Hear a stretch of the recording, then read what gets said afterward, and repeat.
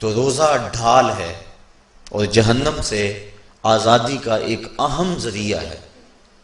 روزہ اللہ اور بندے کے مابین ایک راز ہے۔ روزہ نور ہے، ضیاء اور روشنی ہے، اور آقا کریم صلی اللہ علیہ وآلہ وسلم نے روزے کی فضیلت بیان کرتے ہوئے ارشاد فرمایا کہ ہر شے کی کوئی زکوٰۃ ہوتی ہے، انسان کے جسم کی زکوٰۃ روزہ ہے۔ اگر روزہ رکھے گا تو جسم زکوٰۃ ادا کرے گا، جس طرح زکوٰۃ سے مال پاک ہوتا ہے، روزے سے جسم پاک ہو جاتا ہے۔ اور روزہ ویسے بھی انسان کے لیے شفا کا پیام ہے۔ فرمایا کہ سحری کھایا کرو، چونکہ سحری کے کھانے کے اندر بھی اللہ نے برکت رکھی ہے۔ تو یہ ماہ سیام اپنے دامن میں برکتیں لے کر، رحمتیں لے کر نازل ہوتا ہے۔ اس کا پہلا حصہ رحمت، درمیانی حصہ مغفرت، اور آخری حصہ جہنم سے آزادی کا مژدہ جاں فضا ہے۔ حدیث میں آتا ہے کہ اللہ نے میری امت کو رمضان المبارک کے روزے کے حوالے سے 5 چیزیں ایسی عطا کی ہیں جو اس سے قبل کسی امت کو نصیب نہیں ہوئی۔ ایک تو یہ کہ رمضان المبارک کے اندر روزہ رکھنے والے کے معدے سے جو بو نکلتی ہے، اللہ کو وہ مشک سے زیادہ محبوب ہے۔ دوسری بات کہ جب ماہ سیام آتا ہے تو شیاطین کو جکڑ دیا جاتا ہے۔ تیسری بات کہ روزے دار جب تک روزے میں رہتا ہے، فرشتے اس کے لیے مغفرت کی دعائیں کرتے رہتے ہیں۔ اور چوتھی بات، جب ماہ سیام کی آخری رات آتی ہے تو اس کے سارے گناہوں کو بخش دیا جاتا ہے اور اس کو جہنم سے آزادی کا پروانہ مل جاتا ہے۔ بلکہ ایک صحابی نے حضور سے عرض کی کہ آقا کریم، جو یہ جہنم سے آزادی کا پروانہ مومن کو ملتا ہے تو کیا یہ لیلۃ القدر کی رات ہے؟ تو آقا کریم نے فرمایا نہیں، جب مزدور اپنی مزدوری مکمل کرتا ہے، جب اس کی دہاڑی پوری ہو جاتی ہے تو پھر اس کو اس کا مالک کچھ دیتا ہے، تو یہ جو اس کو بخشش اور مغفرت کا مژدہ جاں فضا دیا جاتا ہے، یہ اس کی مزدوری ہے۔ اور فرمایا کہ جو لیلۃ القدر کی برکتیں اس کو حاصل ہوتی ہیں، یہ اس کے علاوہ ہیں۔ اور یہ اللہ تعالیٰ جل شانہ نے خاص کرم نوازی فرمائی بندہ مومن پر کہ اس کو یہ بابرکت رات عطا فرمائی۔ اور 5ویں فضیلت جو اس کو دی گئی روزہ دار کو، اور حضور سے قبل جو امتوں میں لوگ روزے رکھتے تھے، یہ فضیلتیں ان کو نہیں عطا کی گئی۔ جنت کو پورا مومن کے لیے آراستہ و پیراستہ کیا جاتا ہے۔ حضرت ابو ہریرہ رضی اللہ تعالی عنہ سے ایک روایت مروی ہے جس کو امام بخاری اور امام مسلم نے روایت کیا کہ آقا کریم علیہ السلام نے ارشاد فرمایا، قال اللہ عز وجل، اللہ جل شانہ ارشاد فرماتا ہے، کل عمل ابن آدم لہو، ابن آدم کا ہر عمل اسی کے لیے ہے، الا الصوم فانہ لی، ہاں مگر روزہ ہے جو وہ میرے لیے رکھتا ہے، وانا اجزی بہ، اور اس کی جزا میں اسے دوں گا، والصیام جنۃ، اور سیام روزہ ڈھال ہے، فاذا کان یوم صوم احدکم فلا یرفث ولا یصخب، فَإِن صَابَّهُ أَحَدٌ أَوْ قَاتَلَهُ فَلْيَقُلْ إِنِّي صَائِمٌ إِنِّي صَائِمٌ وَالَّذِي نَفْسُ مُحَمَّدٍ بِيَدِهِ لَخُلُوفُ فَمِ الصَّائِمِ أَطْيَبُ عِندَ اللَّهِ مِن رِّيحِ الْمِسْكِ لِلصَّائِمِ فَرْحَتَانِ يَفْرَحُهُمَا إِذَا أَفْطَرَ فَرِحَ بِفِطْرِهِ وَإِذَا لَقِيَ رَبَّهُ فَرِحَ بِصَوْمِهِ۔ تو فرمایا کہ جب کوئی شخص روزہ رکھتا ہے تو اس کا یہ عمل اللہ کے لیے ہے اور اللہ تعالیٰ اس کی جزا دے گا۔ روزہ ڈھال ہے، جب کوئی شخص روزہ رکھے تو وہ اس کے اندر کوئی اللہ کی نافرمانی نہ کرے، یہاں تک کہ اگر اس کو کوئی شخص گالی بھی دے تو وہ یہ کہے کہ میرا روزہ ہے، میں صائم ہوں، میں نے روزہ رکھا ہوا ہے، یہ کہہ کہ لڑنے والے کو، الجھنے والے کو ٹال دے۔ حضور نے ارشاد فرمایا مجھے قسم ہے اس رب کی جس کے قبضے میں محمد کی جان ہے کہ روزہ دار کے معدے سے جو بو نکلتی ہے اللہ کو وہ مسک یعنی کستوری کی خوشبو سے زیادہ محبوب ہے۔ اور روزہ دار کے لیے دو خوشیاں ہیں، ایک خوشی اس کو اس وقت ملتی ہے جب وہ روزہ افطار کرتا ہے، اور دوسری خوشی اس کو اس وقت ملتی ہے جب اس روزے کے صلے میں اسے اپنے رب کا دیدار نصیب ہوگا۔ یہ بات ذہن میں رکھیں کہ اس دنیا پر سب سے بڑی دولت جو حضرت انسان کو دی گئی ہے وہ دولت ایمان ہے، اور قیامت کے دن سب سے بڑی دولت جو اہل ایمان کو دی جائے گی وہ اللہ تعالیٰ کا دیدار ہوگا۔ جنت کے حور و قصور، جنت کے محلات، جنت کی اعلی نصب نعمتیں، دنیا کی کوئی دولت اور دنیا کی کوئی نعمت جنت کی کسی نعمت کا مقابلہ نہیں کر سکتی، لیکن جنت والے جنت میں جا کر جس نعمت کو سب سے بڑا سمجھیں گے، اور وہ ہوگی بھی حقیقت میں سب سے بڑی نعمت، ایسی نعمت کہ اس نعمت کے ملنے پہ باقی ساری نعمتوں کو بھول جائیں گے، وہ یہ ہے کہ رب اپنے رخ کرم سے پردہ ہٹا دے گا اور ان کو اپنا دیدار عطا فرما دے گا۔ تو یہ سب سے بڑی دولت جو مومن کو آخرت میں نصیب ہوگی یہ روزے کے صلے میں نصیب ہوگی، یہ روزے کا وہ ثمر ہے، یہ روزے کا وہ پھل ہے جو اللہ اہل ایمان کو قیامت کے دن عطا فرمائے گا۔ عاجزی بہی کا معنی ہے کہ اس کی میں جزا دوں گا۔ ایک روایت میں آتا ہے کہ جو اعمال ہیں وہ 7 طرح کے ہیں، 2 اعمال ایسے ہیں کہ جو واجب کرتے ہیں، 2 اعمال ایسے ہیں کہ جن کی جزا ان کی مثل ہے، اور ایک عمل ایسا ہے کہ جس کی جزا 10 گنا ہے، اور ایک عمل ایسا ہے کہ جس کی جزا 700 گنا ہے، اور ایک عمل ایسا ہے جس کی جزا بے حساب ہے۔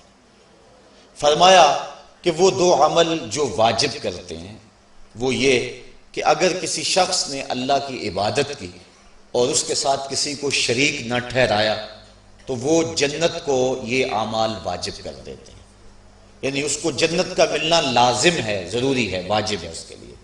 اور دوسرا وہ شخص جس نے اپنے رب کے حکموں کو توڑا یہاں تک کہ اس کے ساتھ کسی کو شریک ٹھہرایا، اس کے اوپر جہنم واجب ہے۔ اور 2 وہ عمل جن کی جزا ان کی مثل ملے گی، ایک وہ گناہ جو اس نے کیا تو اس کی سزا اس کی مثل دی جائے گی، اور دوسری وہ نیکی جو اس نے کی نہیں ہے لیکن اس کا عزم کیا تھا تو اس کو بھی ایک نیکی کا ثواب دے دیا جائے گا۔ ایک عمل وہ ہے جس کے بدلے کے اندر 10 گنا اس کو اجر دیا جاتا ہے، اور فرمایا اس سے اس کے نیک اعمال مراد ہیں، اور فرمایا کہ جو اس کا چھٹا عمل ہے وہ ایسا ہے جس کے بدلے کے اندر اس کو 700 گنا اجر دیا جاتا ہے، اور وہ راہ خدا میں اس کا صدقہ کرنا ہے۔ اور فرمایا ایک عمل ایسا ہے جس کی جزا کا دنیا پر کوئی حساب ہی نہیں ہے، اور وہ بندے کا اللہ کے حضور اپنے روزے کے ساتھ پیش ہونا ہے۔ تو روزہ ایک ایسا عمل ہے کہ جس کی جزا کا کوئی حساب ہی نہیں ہے، تو یہ اللہ کے علم میں ہے کہ وہ اپنے بندے کو کتنی اس کی جزا اور کتنا اس کا صلہ عطا فرما دیتا ہے۔ تو یہ اجر ہے نیکی کا۔ اور آقا کریم علیہ السلام نے ارشاد فرمایا روزہ ڈھال ہے اور جہنم سے بچنے کا ایک مضبوط قلعہ ہے۔ روزے کے من جملہ ثمرات میں سے ایک ثمرہ مرتبہ احسان کا حاصل ہونا ہے۔ مرتبہ احسان کیا ہے؟ اس پہ حدیث جبریل میں آپ کے سامنے رکھنا چاہوں گا، جس کو امام بخاری نے اور دیگر ائمہ احادیث نے ذکر کیا ہے۔ مسجد نبوی کا ماحول تھا، مدینہ شریف کی فضائیں تھیں، صحابہ حضور کی صحبت میں جلوہ فراز تھے، نور بٹ رہا تھا، اجالے اتر رہے تھے، صحابہ کے من روشنی سے مالا مال تھے کہ حضرت عمر فاروق رضی اللہ تعالی عنہ فرماتے ہیں کہ ایک شخص آیا جس کی گھنی سیاہ داڑھی تھی اور اس کا سفید لباس تھا، ہم میں سے اسے کوئی جانتا بھی نہیں تھا، لیکن اپنے وجود کی تر و تازگی کی وجہ سے وہ مسافر بھی دکھائی نہیں دیتا تھا۔ چونکہ مسافر ہوتا تو آثار سفر اس کے بدن سے ظاہر ہوتے، لگتا تھا جس طرح یہی کسی گلی سے نکل کے آیا ہے، لیکن چونکہ وہ وہاں کا رہنے والا نہیں تھا، ہم میں سے اسے کوئی پہچانتا بھی نہیں تھا۔ اب وہ حضور کی خدمت میں آیا، فَأَسْنَدَ رُكْبَتَيْهِ إِلَىٰ رُكْبَتَيْهِ، اور اپنے گھٹنوں کو جوڑ کر حضور کے گھٹنوں کے ساتھ ملا کر بیٹھ گیا، اور حضور علیہ السلام سے عرض کرتا ہے کہ حضور مجھے خبر دیجئے کہ ایمان کیا ہے۔ حضور نے ارشاد فرمایا ایمان یہ ہے کہ تو اللہ پر ایمان لائے، اس کے رسول پر ایمان لائے، پچھلی کتابوں پہ ایمان لائے، اچھی بری تقدیر پہ ایمان لائے، فرشتوں پہ ایمان لائے، بتایا حضور نے۔ تو اس نے کہا صدقتا، آپ نے سچ کہا۔ کہتے ہیں ہمیں بڑا تعجب ہوا کہ خود ہی سوال کرتا ہے اور خود ہی تائید کر دیتا ہے۔ پھر کہنے لگا اسلام کیا ہے؟ تو حضور علیہ السلام نے فرمایا اسلام یہ ہے کہ تو نماز پڑھے، روزہ رکھے، حج کرے، زکوٰۃ ادا کرے، اراکین اسلام اس کو بیان کیے۔ کہنے لگا آپ نے سچ کہا۔ کہتے ہمیں پھر تعجب ہوا کہ خود ہی ایک بات کہہ رہا ہے اور خود ہی پھر اس کی تصدیق کر رہا ہے۔ کہتے ہیں پھر وہ پوچھتا ہے مل احسان، حضور احسان کیا ہے؟ تو حضور علیہ السلام نے جواباً فرمایا ان تعبد ربک کأنک تراہ، احسان یہ ہے کہ تو اللہ کی عبادت اس طرح کرے کہ گویا تو اسے دیکھ رہا ہے، اور اگر یہ کیفیت تجھے نصیب نہیں ہوتی تو کم از کم یہ کیفیت نصیب ہو جائے کہ وہ تجھے دیکھ رہا ہے۔ تو وہ کہنے لگا ہاں آپ نے سچ کہا۔ پھر اس کے بعد اس نے قیامت کی کچھ نشانیوں کے بارے میں سوال کیا، تو حضور علیہ السلام نے جواب مرحمت فرمائے۔ جب وہ شخص اٹھ کے چلا گیا تو حضور نے فرمایا عمر جانتے تھے یہ شخص کون ہے؟ کہا اللہ و رسولہ عالم، اللہ اس کا رسول خوب جانتا ہے۔ فرمایا ھذا جبریل، یہ جبریل امین تھا اور تمہیں تمہارا سکھانے کے لیے آیا تھا۔ جبریل نے جب امت کو دین سکھایا تو سب سے پہلے یہ بات سکھائی کہ حضور کی چوکھٹ میں بیٹھنے کا ادب کیا ہے۔ دونوں گھٹنے بچھا کر وہ اس طرح حضور کی چوکھٹ میں ادب کے ساتھ بیٹھا، اور اس کے بعد حضور سے اس نے سوالات کیے۔ تو فرمایا یہ جبریل امین تھے جو تمہیں تمہارا دین سکھانے کے لیے آئے تھے۔ تو جبریل امین نے جو دین سکھایا، جو چیزیں پوچھی وہ تین چیزیں تھیں، ایمان کیا ہے، اسلام کیا ہے، اور احسان کیا ہے۔ تو احسان تیسری چیز ہے جس کو ہم اپنی زبان کے اندر تصوف کہتے ہیں، جس کو ہم طریقت کا نام دیتے ہیں۔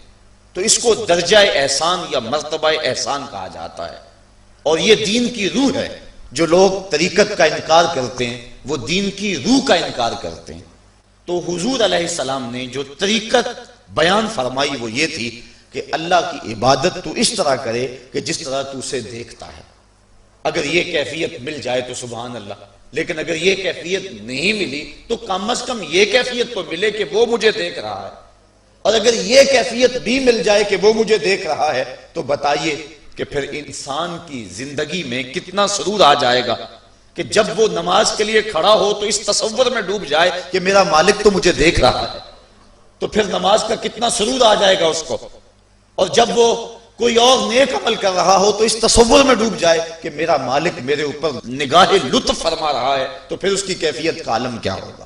تو پہلی کیفیت کہ تو اسے دیکھ رہا ہے۔ حضرت علی المرتضیٰ رضی اللہ تعالی عنہ سے کسی نے پوچھا جس رب کی عبادت کرتے ہو کیا اس کو کبھی دیکھا بھی ہے؟ تو حضرت علی المرتضیٰ نے جواباً کہا لم اعبد ربا لم اراہ، اے صاحب کبھی کبھی کی بات کیا کرتا ہے، علی تو اتنی دیر تک سجدے سے سر ہی نہیں اٹھاتا جب تک اس کے جمال جہاں آرا سے فیض یاب نہیں ہو جاتا۔ حضرت داتا گنج بخش علی حجویری علیہ رحمہ کشف الماجوب کے اندر ایک حدیث نقل کرتے ہیں کہ حضور علیہ السلام نے ارشاد فرمایا کہ فاقہ کشی اختیار کرو اور بھوک اور پیاس برداشت کرو، ممکن ہے کہ اس دنیا کے اندر تم اپنے دل کی آنکھوں سے اپنے رب کا مشاہدہ کرو۔ تو یہ جو مرتبہ احسان ہے، جو مومن کا مقصود ہے، وہ اس کو حاصل ہوگا روزہ رکھنے سے۔ اور اگر چلو کسی روزہ دار کو یہ کیفیت نہ ملے، کہ وہ اپنے رب کے جمال جہاں آرا کو دیکھ لے، اس کے جلووں کو دیکھ لے، اس کے دیدار کی دولت سے مالا مال ہو جائے، اس کا دل اس کی محبت میں ایسا ڈوبے کہ وہ جدھر دیکھے اسی کے جلووں کو ہی دیکھتا چلا جائے۔ اگر روزہ دار کو ایسی دولت نہ بھی نصیب ہو تو کم از کم روزہ دار کو یہ دولت تو ضرور ملے گی کہ وہ اس احساس میں ڈوب جائے گا کہ میرا رب مجھے دیکھ رہا ہے۔ گناہگار سے گناہگار شخص بھی کڑکتی ہوئی دوپہر میں ٹھنڈا پانی دستیاب ہونے کے باوجود ایک گھونٹ بھی حلق سے نیچے نہیں اتارتا، کیوں؟ اس لیے کہ میرا مالک تو مجھے دیکھ رہا ہے۔ تو یہ احساس اس کو آیا کہ نہ آیا؟ کاش کہ رمضان میں یہ نور جو ہم کو نصیب ہوتا ہے، یہ رمضان کا خاص نور ہے، مرتبہ احسان سے پھوٹتا ہوا یہ اجالا رمضان میں ایک گناہگار سے گناہگار شخص بھی حاصل کر لیتا ہے کہ وہ اس احساس میں ڈوب جاتا ہے کہ میرا مالک مجھے دیکھ رہا ہے۔ کاش کہ وہ اس کو اندر سمو لے اور اس کو دل کی ایک ایک پرت پہ رکھ لے اور اس کو سجا لے اور اس دولت کو پھر جانے نہ دے، تو پھر اس کے لیے گناہ کرنا مشکل ہی نہیں محال ہو جائے گا۔ اس احساس سے پانی نہیں پیتا کہ میرا اللہ مجھے دیکھ رہا ہے، تو کیا مجھے یہ بتاؤ کہ جب وہ دکان پہ بیٹھ کے ڈنڈی مارتا ہے کہ اللہ اس وقت نہیں دیکھتا؟ جب وہ کسی کی جیب کاٹتا ہے اللہ اس وقت نہیں دیکھتا؟ جب وہ رشوت لے رہا ہوتا ہے اللہ اس وقت نہیں دیکھتا؟ کہ اللہ تعالیٰ صرف رمضان میں دیکھتا ہے، غیر رمضان میں نہیں دیکھتا؟ تو یہ احساس کاش کہ اس کے ساتھ لگ جائے کہ میرا مالک مجھے دیکھ رہا ہے، تو پھر گناہ کرنا مشکل ہی نہیں ناممکن ہو جاتا ہے۔ ساتویں کوٹھڑی میں جب سارے دروازے بند کر کے بت کے اوپر موٹا کپڑا ڈال کے زلیخا بولی ہے تالک یوسف اب آ جاؤ نا، اب تو کوئی نہیں دیکھ رہا ہے، تو یہی احساس تھا جس نے روشنی دی۔ قال معاذ اللہ، کہا اللہ کی پناہ، تو اپنے معبود سے موٹی چادر ڈال کر چھپ گئی، لیکن میرا خدا تو ساتویں کوٹھڑی میں بھی دیکھ رہا ہے۔ پھر اتنی روشنی برسی، اتنے اجالے اترے کہ گناہ کیا، گناہ کا تصور بھی محال ہو گیا۔ تو یہ یقین، یہ اذعان کہ میرا مالک مجھ کو دیکھ رہا ہے، انسان کے لیے گناہ کو مشکل ہی نہیں ناممکن بنا دیتا ہے۔